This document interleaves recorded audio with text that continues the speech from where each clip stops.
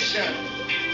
And here are our not-so-lovely candidates in their swimwear, brought to you by DPWH.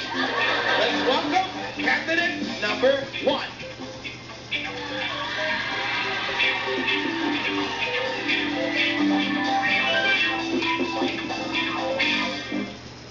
Nasa inyo pong harapan ang may pinakamagandang balat, ngunit may matabang ugat. Ako po ang nag-iisang kamukha ni Miss Daisy Reyes.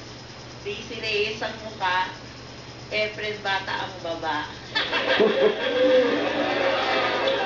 At naniniwala po sa nakakalungkot na kasabihan, aanin nyo ang damo kung nasa langit na ang kabayo.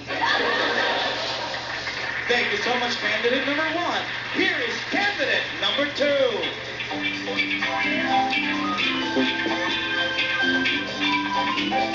ganda nito.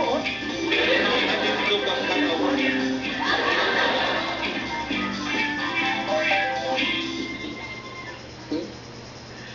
Mula sa bakuran ng Gym A7, nandito na po sa inyong harapan ang babaeng minsay minahal niyo bilang Jezebel. Ang babaeng Marimar, ang babaeng Amaya, ang babaeng hinugang sa tadyang, at ang babaeng nagpatibok sa puso ni Dingdong Dantes. Mga kaibigan, andito na sa inyong harapan ang sexy at swak na si Miss Joaquin Bordado. At naniniwala po ako sa kasabihan, hindi man ako kasing ganda ni Sharon Cuneta. Hindi rin naman ako kasing sexy ni Don Sulweta. Malay nyo, isa ako sa gwardya sa luneta. Thank you very much, candidate number 2. Say hello to candidate number 3.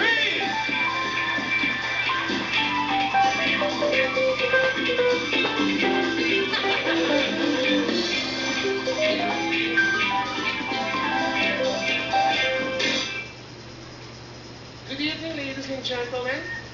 Standing here in front of you is the 23 years old stunner from Los Angeles, California. And stand by the name of your one and only, Leona King. Ay naniniwala ako sa kasabihan, bakla man ako sa inyong paningin. May mga muscles pa din. Subukan niyo kung okrayin o pagkaysa. Thank you very much, candidate number 3. A round of applause, ladies and gentlemen, for our not-so-lovely candidate. And now we come to the most exciting part of the pageant, the question and answer portion. Candidate number 1, what can you say about Balikatan 2011?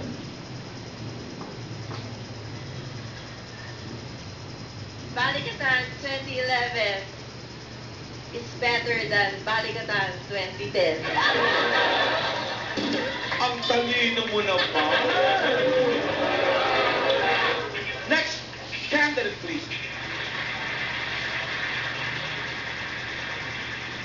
Candidate number 2. Do you want an easy or a difficult question?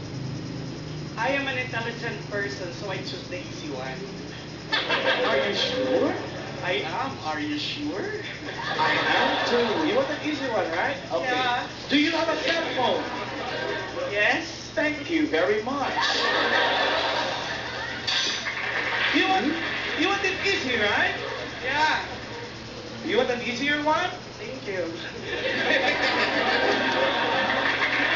Candidate number 3.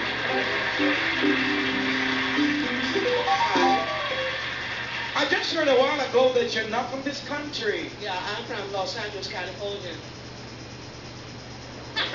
Which part? Los Angeles. Which part of Los Angeles? Near 7-Eleven, Los Angeles. Where do you stay, by the way, here in the Philippines? Oh, is it Shangri-La?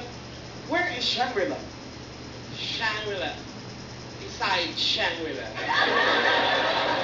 Ah, you mean the mall and the hotel. Yeah. Smallest. Have you learned any Tagalog words? Oh, during your stay here? And it's a Tagalog word? Yeah. Yeah. I know. What? Canal? Canal? Why of all Tagalog words, canal?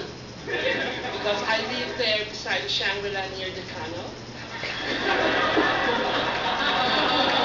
Akala ko Shangri-La. I thought it's Shangri-La Hotel. Shangri-La is the landmark. Okay. Thank you very much. There you have it, ladies and gentlemen, our three not-so-lovely candidates. And now, it's time to announce the winner. Hey. But before we do that, meron. Sandali lang. May humahabol na isang bandera. Ito.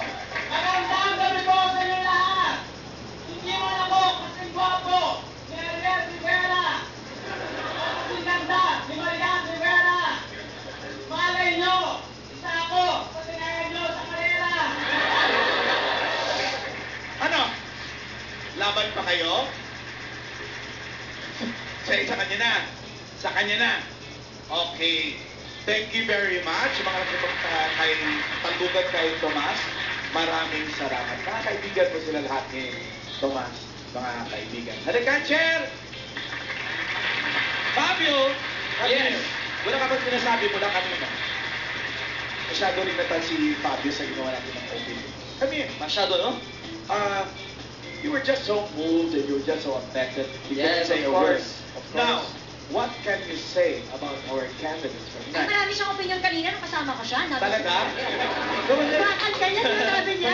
Tagalog pa rin. Tagalog. Oo. Parang sineselebrate natin ang bagong buhay ni Tomas kasama ng nasa taas. Si Tomas kasi marami hindi nakakaalam. Si Tomas isang lahat na sabi mabait, matulungin, mapagmahal sa magulang, sa pamilya, sa lahat. Pero may isang bagay na hindi kayo alam kay Tomas. Si Tomas, mahilig mag-boyfriend. Totoo yan, mahilig siya sa gusto niya lagi may nagmamahal sa kanya lalaki. Pero ang type niya lalaki, gusto niya katulad ni Machete. Taas lang tanda ang Machete, yung Aljur. Pero minsan pinakilala niya sa akin, ay mama, meron akong bagong jowa. Sino naman niya? Ka-level ni Machete. Pagtingin ko, anong tsura? Ang gwapo, may fairness, tawag niya. Anong pangalan niya? Matsurap. Bakit matsurap? Masarap humali. Ay, sabi, basta mag-iingat ka lagi sa lalaki, ha? Okay. After 2 days, bumalik. O, asan na si Matsurap? Wala na. Kasi yung Matsurap daw, mahal. Mahal, malingit. Hindi ka, o ubos ang pera mo dyan. Sumunod nun, may din na naman. Hindi makagwapuhan. Tama lang, katamtaman. Bagay sa itsura ng Tomas. Ang sabi ko, sino yung pinakilala mo? Si Machika. Bakit Machika? Wala lang, chinichika lang niya ako, naging jowa ko na siya. Ngayon, dami-dami niya hinihingi sa akin. Cellphone, gadget, ko na.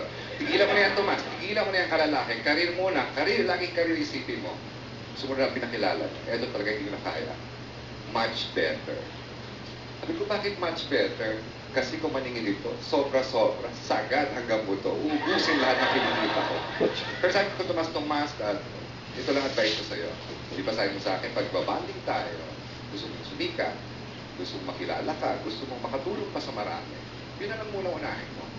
Pero sad to say, dahil sa mabilis na pangyayari, bigla siya nawala. At lagi ko sinasabi sa kanya, Tomas, kasi si Tomas lagi siyang takot parang, ay mamo, pagod na ako. Ayoko na yung lalaging pag tinatago, ay si Juan, si ano, kilala ko yan Kasi parang dapat makilala ko sa Tomas. Hindi mo na-achieve yun, pero para sa lahat ng pinaglikuran mong bars, comedy bars, to library, to clown, to zirco, to sitcom, at dito sa comedy bar, lahat ng pinaglabasan mo sa GNSF, napakaraming napasaya. Kaya ikaw ang sikat sa amin. Thank you very much. Mamu? Alam niyo, ngayon lang nag-stand up yan si Mamu. Nagagaga. Dahil masyado nakakatawa, pero si Mamu din. Mahirap. Ay, Mamu, lahat naman tayo nagmahal kay Tomas.